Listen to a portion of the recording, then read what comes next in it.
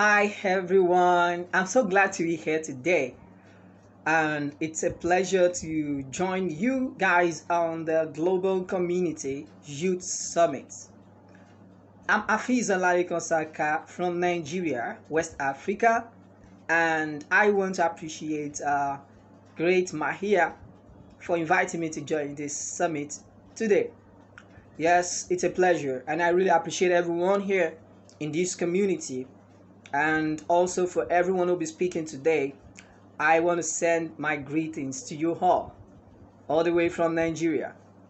So, it's good, like I said, being part of all the global change makers in the world, communicating and sharing ideas with one another make us one. Because this is a global village as well. We are one. And we are all striving to make the world a better place for our generation and the generations to come. So, a very brief introduction of myself. I'm Afeez by name, and I'm an educationist. So, I ventured into education sector in 2008. So, I would say that it wasn't that conscious because I was never thinking about being an educator or a teacher after leaving secondary school. So I started then because there was an opening for me to teach. I was actually on a program, and that was a computer program to learn digital skills back then in 2008 because I was inspired by some people whom I saw the way they approached the computer, but then I was scared because I never wanted to become a cyber criminal. So that was why I had to leave myself away from learning digital skills then. All these cyber crimes were so much obvious back then, and I never want to be part of it. But at a time when I saw a kid who was on the system, operating the keys, and I was like, wow, what made this child to be operating this? Definitely I should be able to do something about this too. So I told him my own that I also wanted to learn computer. And that was I enrolled to learn computer training back then. I actually enrolled for desktop publishing where we learned the basic computer skills and also graphics designing and the likes. But at the time I decided to change and learn computer engineering because I was thinking I was going to apply and do computer engineering in the university. So, and when the opening came that there was a vacant opportunity for me to join a school to start my teaching career, it was just an option for me, like, would you help us? And I was like, yeah, I am very much ready, let me just do this. So it's a challenge for me, and I needed to pick up the challenge, and that was how I started. And that was 2008, and fortunately for me, in 2011, I got admitted into the university to study health education. So it wasn't the electrical engineering or computer engineering I was thinking about. It was education. So I felt, wow. So since I've been a teacher for a while, let me just continue with this. So that was why I took up the admission to study education in the University of Ilorin, Nigeria.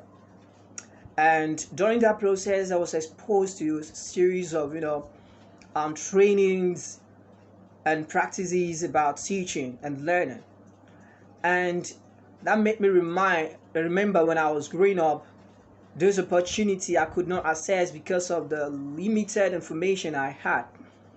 Because while in secondary school, something happened, and at the time I was like, no, I was outside a set of people who were supposed to be doing something amazing, because I saw some category of people who have the privilege to have access to books, they have access to other extracurricular activities, learning and improving themselves. But there I was only busy to go to school with a little book I have and also go back home, read them, come back to school.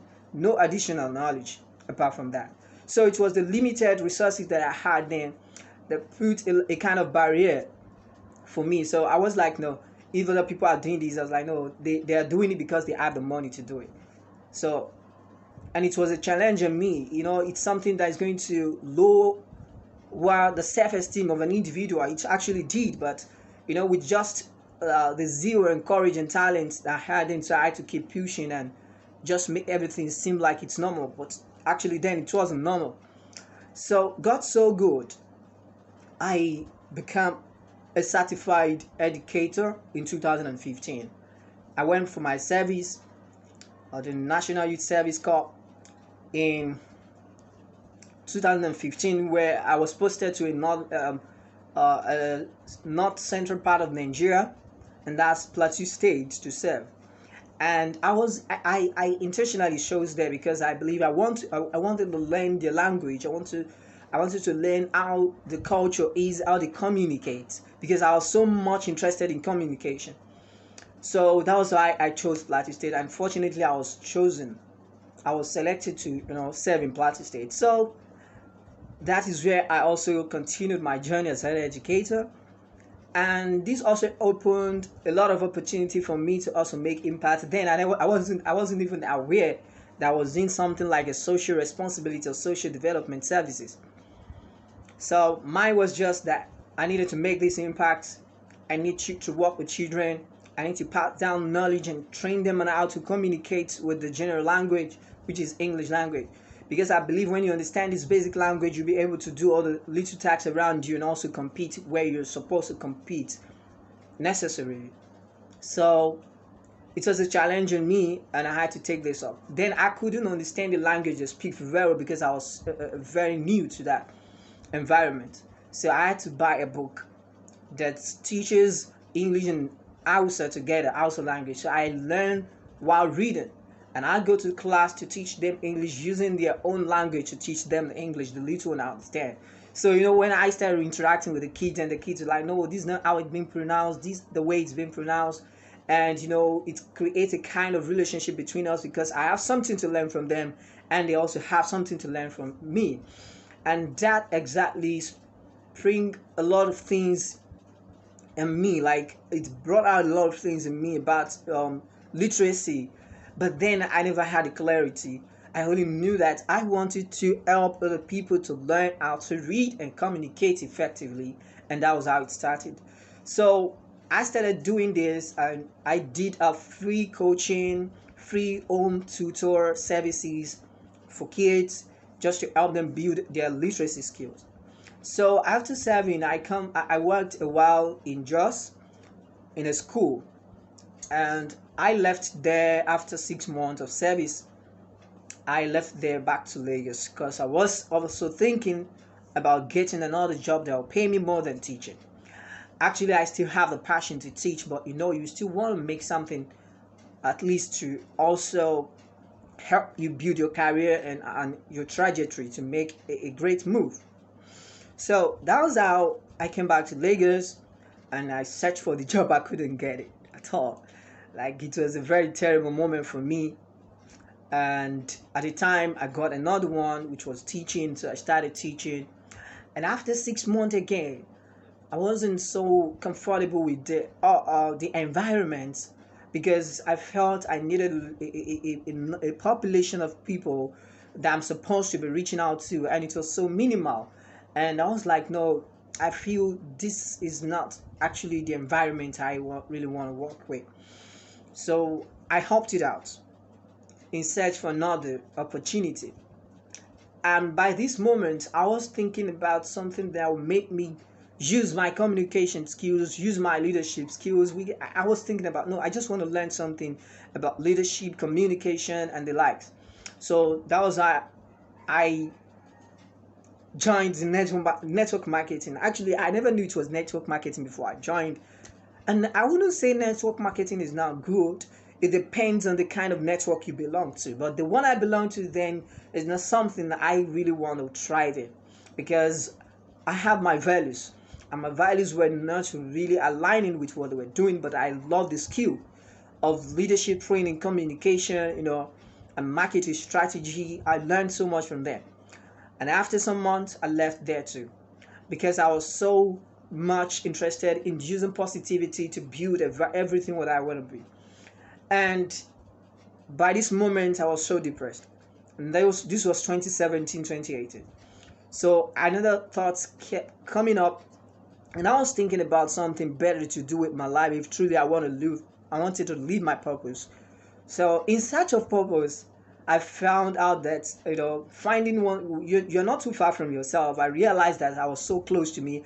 I was just being expected to harness the thing or the resources I have with me to build the kind of person I want to be. So I saw my friend Ahmed Kayode Alapi, who is also running an organization to help promote quality education in rural community. So I was like, this is exactly what I wanted to do, and how can I also be part of this? So I was so inspired with the stories he shared, with the impact stories and the likes. I was like, no, I feel I needed to be a change maker. I think this is what I want to do. And recalling also that I've been part of some humanitarian services in the past, and I was like, no, let me just be here. So that was I joined Kayode Alabi Leadership and Career Initiative. We call it KSCI here in Nigeria. And there I began to engage kids. I began to learn so many things about servant leadership, about emotional intelligence, about digital skills, about entrepreneurship, about humanitarian services, and global citizenship. And this is where I built my skill. And I also had the opportunity to volunteer with other organizations, basically that work with literacy. And I volunteered with Library Aid Africa, who was in partnership with World Reader on a project called Inspire Us Project. And this Inspire Us Project was basically to empower young women and children with digital literacy skills so that they can also use this to promote themselves and also ignore some gender stereotype and build themselves to become more relevant in the space or in the world generally. So the project opened a lot of inspiration for me, and I was like, no, I think this is something I need to work on. I've actually been thinking of so many things, like I needed to bring up some ideas too, but I was just waiting, thinking for that real message, like for that real conviction that will make me say, okay, this is what I want to do. So I'm so much inspired. I'm so much happy. I'm so much glad to help people, both young and adults, to also learn one or two things that they can just match together so that they can also pick one or pick books or pick a skill and learn themselves sometime. But if you don't have the basic knowledge, you might not be able to do it. So that was how I joined the social development space, and I have the opportunity to serve with Young African Leaders Initiative in Ogun State as the state coordinator. That was in 2019. And I also volunteered with TechQuest to train young people digital skills, most especially children in rural community. And I saw this as a calling, like I saw it as a responsibility for me and as my own part to also contribute towards development of African child. So with this work, I was able to get opportunity to